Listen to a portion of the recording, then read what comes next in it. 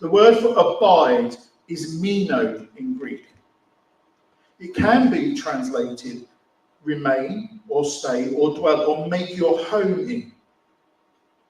So we could easily translate the verses like this: make your home in me as I make my home in you. Just to recap, the Bible was originally written in 3 languages: Hebrew, Greek, and Aramaic.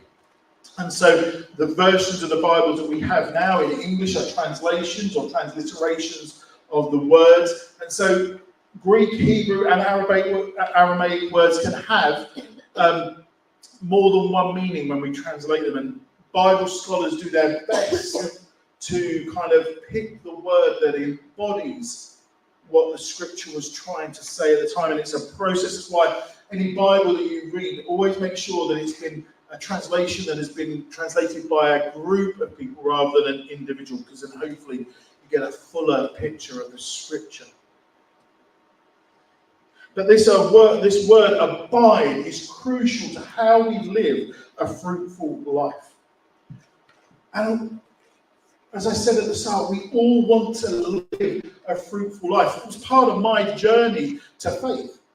I've said it before, but it's just hit me again of how actually my question, sitting on that train outside London saying there must be more to life than this, was I was realising the life I was living at that point wasn't particularly fruitful.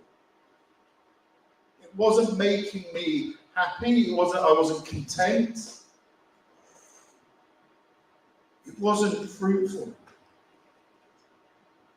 And so when we look at this word abide, make a dwell in or make your home in Jesus, that is the key to us growing in fruitfulness.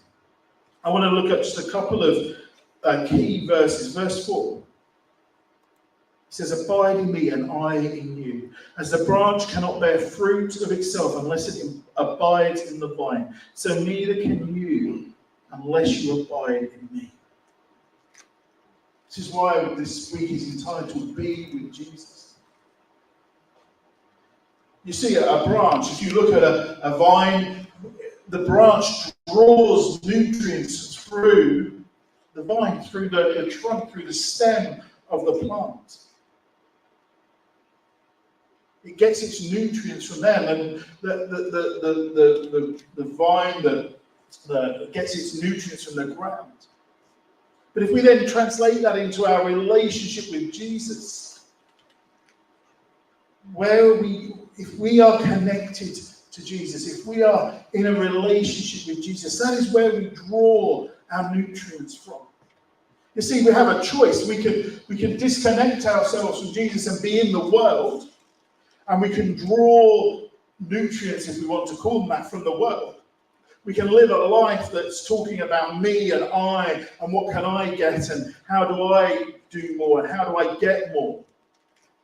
That's what we draw from the world. I know that because I've been there. I've lived that world. What we connect with on a day-to-day basis will influence what the fruit in our life looks like. I was listening to a podcast on my way here this morning,